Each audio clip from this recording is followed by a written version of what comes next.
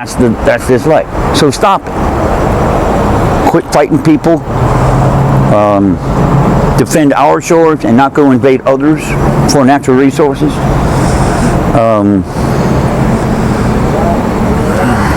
Because 20 years, kids die for nothing. And it sucks. That bag right there, it's an actual military bag. It was given to me by a police officer in Yuma, Arizona. That bag has been to Afghanistan and Iraq. She's falling apart now. I'm going to hang on to her as long as I can. But when people see that bag, are you a veteran? Well, not of a foreign war, but a domestic one. I got to fight traffic, chase homeless people off my ass, try to mind my own business and hide out from the cops. It's a war out here, one that people don't see. So just stop hating each other, man. That's it. I see all this crap on YouTube about love and hope and everything. I'm not seeing any of it out here, man. I mean, there are people that help me out with money when I ask them for it, and I'm grateful for it. But I don't like waking up in the morning, man. It's not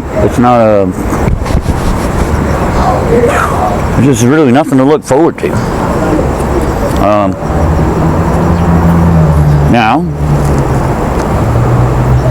if somebody does decide to help me out with a set of drums, I got to deal with the police. Because I can play in this empty parking lot until somebody in here says I can't do it. I can go up to the empty parking lot next to the Burger King there, the Pillow place, whatever it is. I can play there. Other than that, I don't know where else to play. But I know I'm going to have to deal with the cops. And the first dumb question is they're going to ask me when they see me sitting behind a set of drums, they're going to go, "What are you doing?" What the hell does it look like I'm doing, man? I'm playing music. Oh. And then I get the rhetoric of, I can't be here, I can't do this, I can't do that. Okay then, man, do me a favor. Quit teaching your kid about the story about the little train that could. Because when he turns 18, he's going to be the little train that can't, according to the law. You want to be out here on the street playing drums? They can't do that. And there's no, well, one of my favorite comedians, George Carlin.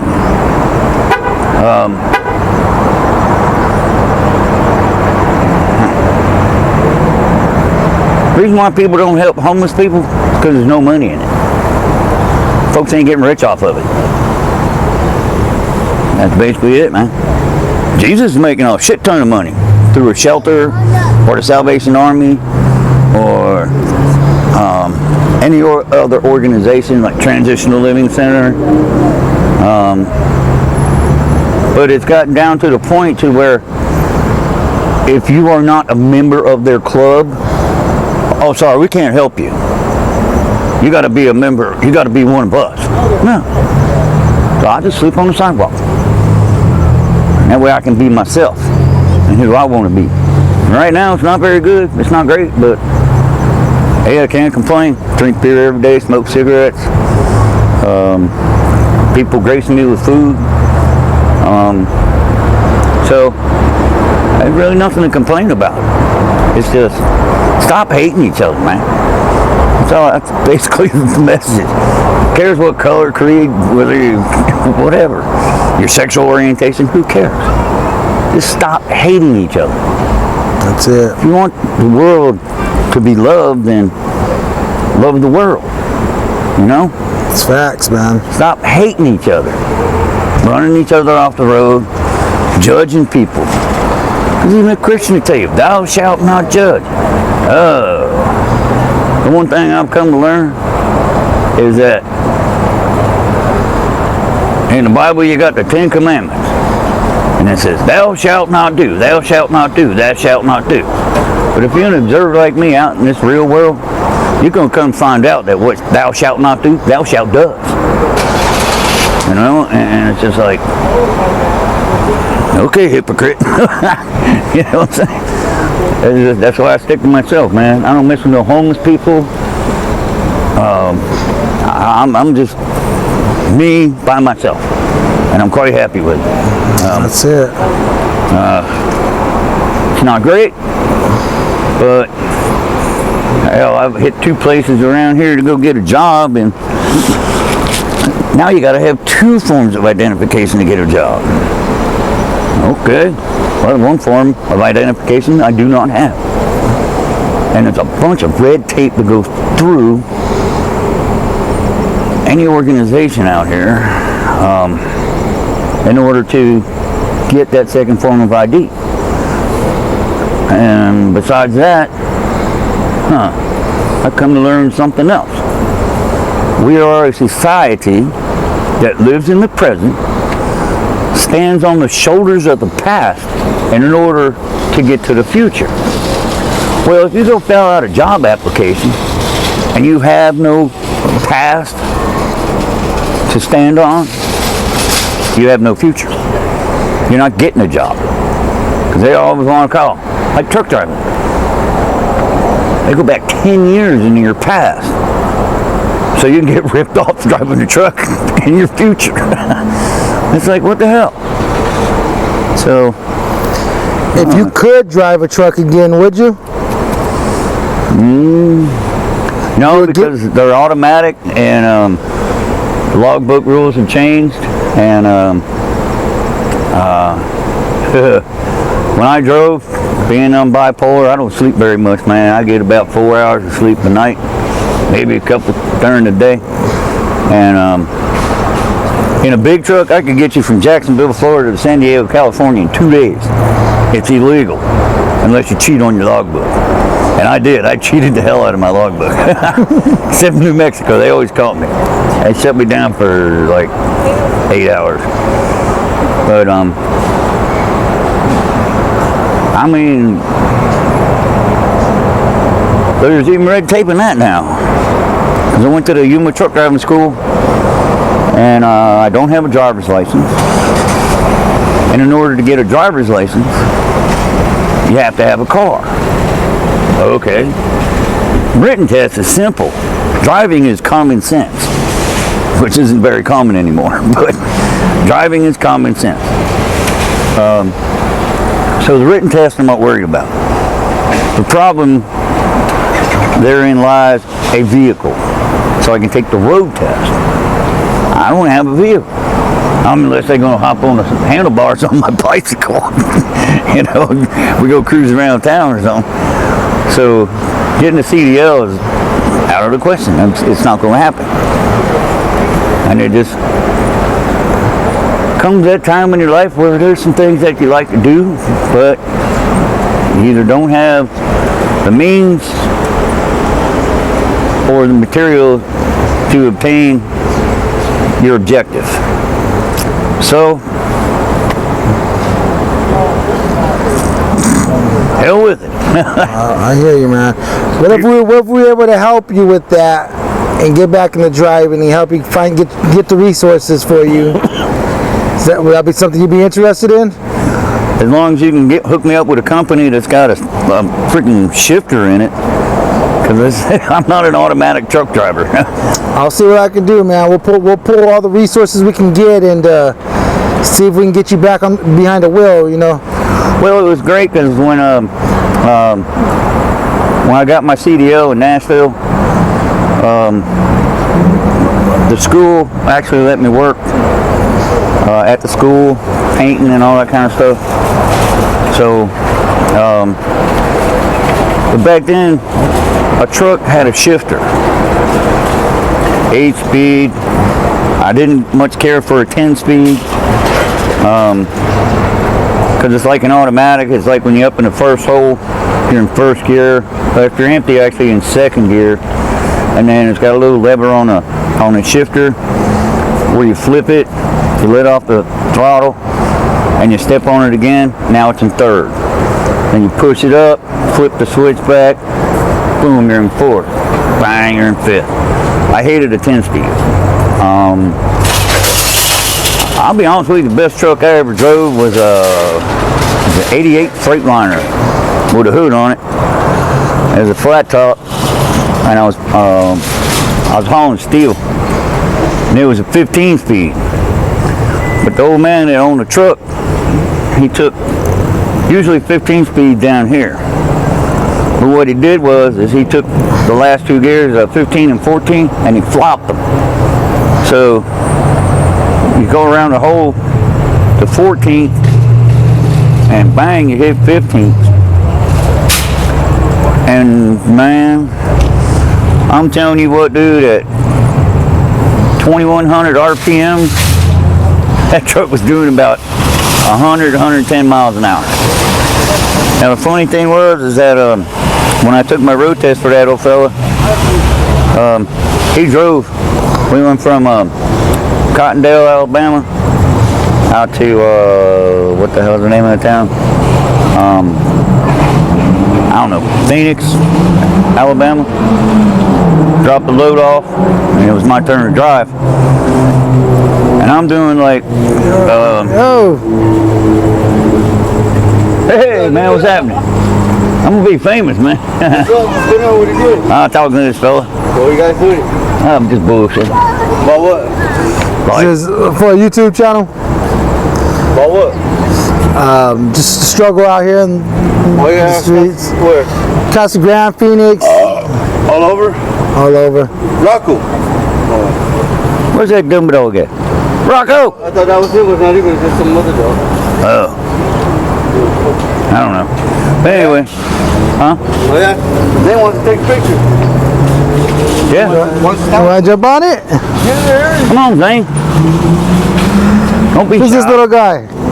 This What's your is, name? My name is fucking Zane. this is Zane. How you doing, man? How old are you, Zane? Are you camera shy? Yeah. Hey, where's your truck at, dude? The one with 3 wheels. It's over there? Yeah, it's in the back. Oh. Oh, you guys drove today, huh? Alright, we'll take out that. Come on. All right. No, because it's on camera, dude. I'd find your ass and kill you. No, just kidding. But no, man, that truck, when I did the road test, when we were headed out to drop off the load, old man caught me looking over and the speedometer don't work, but the RPM gauge does. And he proceeded to explain to me, whatever RPM you're running, that's how fast you're going. Okay. So I get in and I'm running, you know, last gear, I'm about 65 doing the speed limit. Man, this old man reached over him. I mean, popped me square in the chest and asked me, is something wrong with my truck? Steering wheel's a little loose, but no, everything's cool. Why are you going so slow? We got to be on the state line west. I forget the name of the town. But we got to be there by 4 o'clock to pick up a load. And we're late. You're fired and I am not quite sure if I'm even hiring you yet. Okay. It's the first road test I ever been on where I did 100 miles an hour. Now you can't keep it in, because it was a mechanical motor. It's a 4 1/4 Caterpillar. You can't stay in it for hours at 110 whatever miles an hour. You got to back off of it, let the motor cool off. But it was the first ever road test I took in a big truck. It was cool for me to do 100 miles an hour. That's it. And I was like, cool, man. And it was cool because you can speed shift, man. On the bottom of the transmission, it's like 1200, boom, boom, 1200, boom, boom, 1200, boom, boom, 1200, boom, boom. And you get to the top side, and you start stretching the RPMs out a little bit. But I like driving the truck, man. It was fun. I saw a lot of stuff. But it just, when everything went digital and the truck started telling on me, I quit. I was working for a company. out of DeLand, Florida, and when the trucks went digital, I just said enough, man. I'm not a digital guy, man. I'm analog. That's it. I like I mean, it's like when I did sound and lighting. It was analog. You had your toy rack. You know, you do live shows, and you know, you had to set up a generator, meter it. Even in a bar or a building, when you set up the pigtail, it's three-phase. You got the green and the white. I think the green is the. I think green is the neutral, and no, white is the neutral and green is the ground, and you got red, black, and blue. And then you run it into a little box. It looks like the circuit breaker box in your house, and then you run out of that to your amplifiers, from your amplifiers to your speakers, and you got Monitor World, which is a total separate entity. I mean, it's all on the same thing, but it was fun. There was another job where it was like totally fun. I hear you, man. We're gonna work on trying to get you some work, man. We're gonna work on try to improve life out here, man. Well, I've met several people. I've given my phone number out, and even that is to the point to where nobody calls. They make all these great promises and want to tell you about their God. Well, I gave you my number, so you have my number, so you can call me anytime, man. You got my number. Well, because the crisis hotline is tired of me calling and just BSing. I hear you on that. They hook. I called 211, and I called a bunch of other crisis hotlines, and they want to send me to the warm line, and it's kind of like, if I wanted to listen to Beethoven for about an hour, I got a phone. I just put on Beethoven, man. You know what I mean? I hear you. But I guess when you call and say stuff that they don't like or they don't care for, I can say red flag your number. I don't know. I guarantee if I called 211 right now, I'd hear, we are experiencing a high volume of calls. But your call is important to us, so please stay on the line. And it's like do. It's like, man, why bother, dude? It's more fun talking to a freaking brick wall. I hear you. You know what I mean? Well, we're definitely going to stay in touch. Like I said, you got my number. Yeah. I appreciate the interview, man. Hey, no problem, man. This is by far the longest one I've done. Okay. So that's awesome. It's great for our watch time. The viewers, I'm sure the viewers are going to love it. Like I said, your GoFundMe is going to be linked underneath below. We're going to try to get you a drum set, man, a trailer, and a job, man. That's my focus now, man. Job would be good. I don't mind working, trust me.